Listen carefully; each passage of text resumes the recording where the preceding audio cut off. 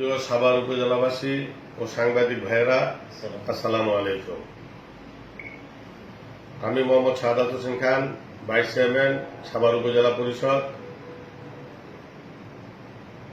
আমি একটি জাতীয় দৈনিক পত্রিকা দেখতে পেলাম আমার বিরুদ্ধে কিছু নিউজ হয়েছে। সেই বিষয়ে আমি আপনাদেরকে অবগত করতে চাই এবং জানাতে চাই। প্রশ্ন নম্বর 1, মানিকগঞ্জে বিলাসবহুল বাড়ি 30 বিঘা। মানিকগঞ্জে আমার জায়গা রয়েছে, যেটা প্রায় 15 বছর আগে আমি ক্রয় করেছি। 10 থেকে 12 বিঘা মতো জমি রয়েছে। এটা বর্তমান সরকারকে আমি জমির ট্যাক্স দিই। বরিশালে মৎস্য খামারের কথা বলা হয়েছে 60 বিঘা। বরিশালে আমি তো ভালো, আমার পরিবার, আমার বাপ দাদা, কোনো আত্মীয় স্বজন নেই, সে জায়গায় আমার কোনো জমিও নেই। আশুলিয়া বাইপাস সিটি সেন্টারের মালিকানা সম্পর্কে আমি বলতে চাই। এই সিটি সেন্টারে আমি একটি ভাড়ায় অফিস পরিচালনা করি, যেটা আমি আমার ব্যক্তিগত অফিসে আমি বসি। বিভিন্ন রাজনৈতিক কর্মকাণ্ড এখান থেকে পরিচালিত করা হয়, সেটা সাভার এবং আশুলিয়ার সর্বস্তরের নেতৃবৃন্দ অবগত আছে। এই সিটি সেন্টারের সাথে আমার কোনো সম্পৃক্ততা নেই, কোনো জায়গার সাথে আমার কোনো সম্পৃক্ততা নেই।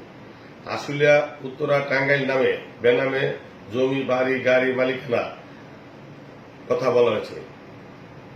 আশুলিয়া উত্তরা টাঙ্গাইল আমার কোনো জমি নাই এবং গাড়ি বেনামে নামে রয়েছে, এটা সম্পূর্ণ মিথ্যা এবং ভুল।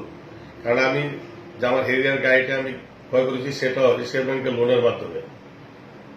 আরেকটি গাড়ি আমার রয়েছে, একটি ছোট গাড়ি, সেই গাড়িটাও এশিয়া ব্যাংকের লোনের মাধ্যমে আমি ক্রয় করেছি।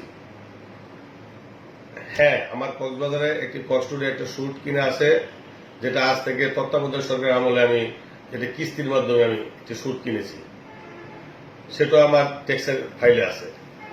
এম এ মতিনের বাড়ি দখলের অভিযোগ সম্পর্কে আমাকে জড়ানো হয়েছে।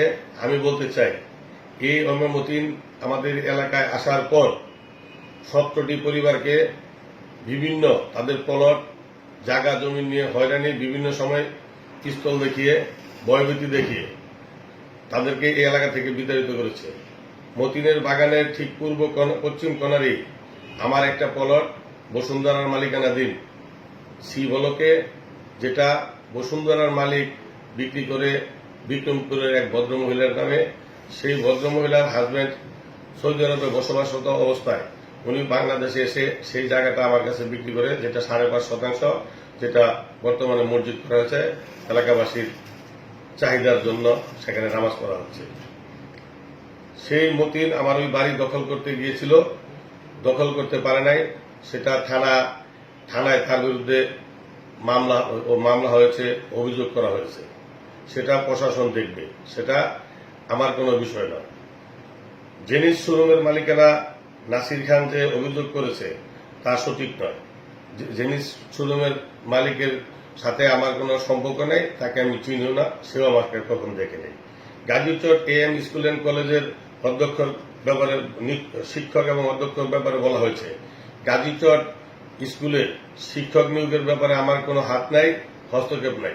হ্যাঁ, গাজীচর স্কুল অ্যান্ড কলেজের আজীবন দাতা সদস্য আমি। সেখানে একটি পরিচালনা পর্ষদ রয়েছে, পরিচালনা কমিটির সভাপতি আমার চেয়ে ভালো বলতে পারবে সেখানে নিয়োগে কি অসচ্ছলতা রয়েছে, নিয়োগে কি কোনো বাণিজ্য হয়েছে কিনা। এবং বিএনপি জামাতের কথা বলা হয়েছে, যে বিএনপি জামাতের সাথে আমার সুসম্পর্ক রয়েছে। আমি শুধু এটুকু বলবো, বিএনপি জামাতের সাথে আমার সুসম্পর্ক থাকতে পারে, কিন্তু জামাত তো আমার প্রশ্নে আসে না। বিএনপি যারা এলাকায় রাজনীতি করে, তারা হয়তো আমাদের অনেকের আত্মীয় স্বজন আছে, পাড়াপড়শি, তারা আমার সাথে বিভিন্ন সময়ে এলাকার কোনো সমস্যা সমাধান নিয়ে আসলে আমি বসে সমাধান করে দিই। তার মানে এই নয় যে আমি বিএনপিকে উস্কানি বা বিএনপিকে মদত দিই। কারণ আমার 30 বছরের রাজনৈতিক এই বর্ণাঢ্য জীবনযাপন আপনারা হয়তো অনেকেই জানেন না। আমি 1990 সাল থেকে ছাত্রলীগ করি, যেটা আমার জীবন বৃত্তান্ত। আমি 1990 সালে ছাত্রলীগের ধামসনা ইউনিয়নের যুগ্ম সাধারণ সম্পাদক নির্বাচিত হই। 1991 সালে কলেজ শাখা ছাত্রলীগের আহ্বায়ক কমিটির সদস্য। 1994 সালে ধামসনা ইউনিয়ন যুবলীগের যুগ্ম সাধারণ সম্পাদক নির্বাচিত হই। বর্তমান যিনি আমাদের ধামসনা ইউনিয়ন আওয়ামী লীগের সাধারণ সম্পাদক ছিলেন, তখন ওই কমিটির উনি ছিলেন সভাপতি আমির খুসরো ছিলেন সাধারণ সম্পাদক, ওই কমিটির জয়েন্ট সেক্রেটারি ছিলাম আমি দামসোনা ইউনিয়ন যুবলীগের সাধারণ সম্পাদক নির্বাচিত হই। আমার সাথে যিনি দামসোনা ইউনিয়ন যুবলীগের সভাপতি ছিলেন, কিছুদিন পূর্বে উনি ইন্তেকাল করেছেন, ইন্দিরা রাজন, উনি আব্বাস তালুকদার আব্বাস, উনি জাহাঙ্গীরনগর কর্মরত ছিলেন। কর্মরত অবস্থায় উনি মৃত্যুবরণ করেন। আমি সাভার উপজেলা 1999 সালে সাভার উপজেলা যুবলীগের আহ্বায়ক কমিটির সদস্য নির্বাচিত হই। যেই কমিটির আহ্বায়ক ছিলেন পাথালিয়া ইউনিয়নের পরপর 3বার নির্বাচিত সফল চেয়ারম্যান পারভেজ দেওয়ান, উনি ওই কমিটির আহ্বায়ক ছিলেন। বর্তমান জিএস মিজান, উনি ছিলেন ওই কমিটির যুগ্ম সাধারণ সম্পাদক, এবং তালুকদার মোয়াজ্জেম হোসেন দুলালও ছিলেন ওই কমিটির যুগ্ম সাধারণ সম্পাদক, আর আমি ছিলাম সদস্য, 4 নম্বর সদস্য। পরবর্তীতে আমি 2003 সালে ধামসোনা ইউনিয়নে যখন বিএনপি সরকার, জামাত সরকার ক্ষমতায়, ওই সময় আমাদের এই ওয়ার্ডের মেম্বার মৃত্যুবরণ করেন। আমাকে এলাকাবাসী এবং আমাদের দলীয় আওয়ামী লীগের নেতৃবৃন্দ বসে আমাকে সেই জায়গায় প্রার্থী করানো হয়। বিপুল ভোটের মাধ্যমে আমি 2003 সালের এই 7 নম্বর ওয়ার্ডের মেম্বার নির্বাচিত হই। 2004 সালে ঢাকা জেলা যুবলীগের সাংগঠনিক সম্পাদক নির্বাচিত করা হয়। যেই কমিটির সভাপতি ছিলেন বাংলাদেশ আওয়ামী যুবলীগের ওই তৎকালীন সময়ে জাহাঙ্গীর কবির নানক, এবং সাধারণ সম্পাদক ছিলেন মির্জা গোলাম মির্জা আজম এমপি, যিনি বর্তমানে হুইপের দায়িত্ব পালন করছেন এবং ঢাকা বিভাগের আওয়ামী লীগের সাংগঠনিক সম্পাদকের দায়িত্ব পালন করছেন। আমি এটুকু বলতে চাই, পরবর্তীতে 2011 সালে আশুলিয়া থানা আওয়ামী যুবলীগের প্রতিষ্ঠাতা সাধারণ সম্পাদক আমাকে নির্বাচিত করা হয়। 2019 সালে সাভার উপজেলা পরিষদ নির্বাচনে আমাকে ভাইস চেয়ারম্যান নির্বাচিত করা হয়। 2020 সালে সাভার উপজেলা আওয়ামী লীগের সম্মেলনে আমাকে সাভার উপজেলা আওয়ামী লীগের 1 নম্বর সাংগঠনিক সম্পাদক নির্বাচিত করা হয়। কিছুদিন পূর্বে 2 থেকে 3 দিন আগে আপনারা জানেন যে সাভার তথা আশুলিয়া থানা আওয়ামী লীগের আহ্বায়ক কমিটি গঠন করা হয়েছে। সেই কমিটিতে আমি 4 নম্বর সদস্য নির্বাচিত হয়েছি। আমি শুধু আপনাদেরকে বলতে চাই, বিভিন্ন প্রিন্ট ইলেকট্রনিক্স মিডিয়ার ভাইরা, আপনারা যখন একটি পত্রিকায় একটি সংবাদ লিখবেন, আপনারা দেখে শুনে জেনে প্রমাণ সহ সত্যতা সহ আপনারা লিখেন। সেই জায়গায় যদি আমি দোষী হই, বর্তমান সরকার আছে, যে শাস্তি আমাকে দিবে সেই শাস্তি আমি মাথা পেতে নিব। আমি চাই না আমার জন্য দলের কোনো ভাবমূর্তি নষ্ট হোক।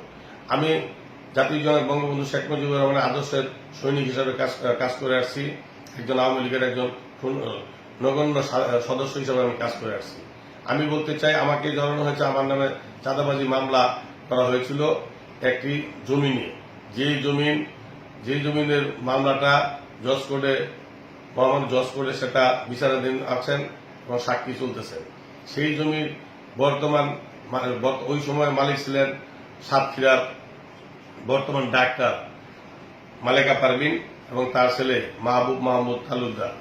তার ছেলে কানাডা প্রবাসী এবং উনি বর্তমান ডাক্তার সাতক্ষীরায় অত্যন্ত ধনাঢ্য পরিবারের একজন মেয়ে। উনি ওই জায়গায় বর্তমান অবস্থান আছেন।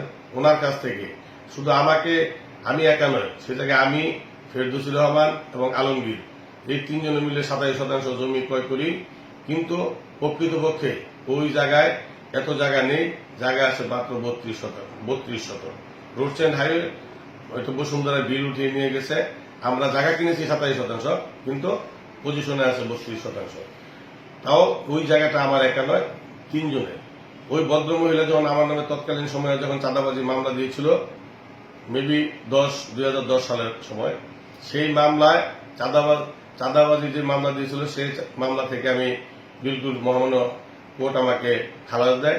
পরবর্তীতে আমি যেহেতু আমার নামে একটি চাঁদাবাজি মামলা দিয়েছে, আমি একটি রাজনৈতিক দলের সাথে সরাসরি অঙ্গাঙ্গিভাবে জড়িত এবং একটি পোস্ট ক্যারি করি, যেহেতু আমার কিছু হলে দলের বদনাম হয়, এর জন্য আমি কোর্টে এবং এই থানায় ওই ভদ্রমহিলার নামে আমি 12 করাই। 12 করানোর পর ওই ভদ্রমহিলার নামে 1 বছর এই মিথ্যা মামলা দেওয়ার জন্য 1 বছর সশ্রম কারাদণ্ড মহামান্য কোর্ট তাকে 1 বছর কারাদণ্ড দেয় এবং 5,000 টাকা জরিমানা করা হয়। আমি কোথায় চাঁদাবাজ, আমি কোথায় সন্ত্রাসী? আমি চাই সমাজের সুশীল সমাজ নিয়ে আমি দীর্ঘ সেই 30টি বছর যাবত রাজনীতি করে আসছি। আমার যারা শুভাকাঙ্ক্ষী আপনারা জানেন, আমার পারিবারিকভাবেই আমার এলাকায় আমার বিরুদ্ধে অনেক লোক আছেন, এটা আপনারাও জেনে রাখেন। আমি শুধু বলবো এই সমস্ত নোংরা রাজনীতি পরিহার করে আসুন আমরা একটি সুন্দর সমৃদ্ধশালী বাংলাদেশ জননেত্রী শেখ হাসিনাকে হাতকে শক্তিশালী করি। একটি সুন্দর সমৃদ্ধ বাংলাদেশ গড়ার যে প্রত্যয় জননেত্রী শেখ হাসিনা দেখেছে, সেই শেখ হাসিনার কথা এবং কাজে যাতে আমরা মিল রেখে চলতে পারি। আপনারা আমাকে ব্যক্তিগতভাবে কিছু বললে হয়তো বলেন, কিন্তু আমার দল নিয়ে সংগঠন নিয়ে কোনো কিছু যাতে না বলা হয়, এর জন্য আমি সাভার এবং আশুলিয়াবাসীর সর্বস্তরের জনগণের সামনে এই মতামত আমি পেশ করলাম। ধন্যবাদ সবাইকে। আসসালামু আলাইকুম। জয় বাংলা, জয় বঙ্গবন্ধু, জয় হোক বাংলাদেশের মেহনতি মানুষের।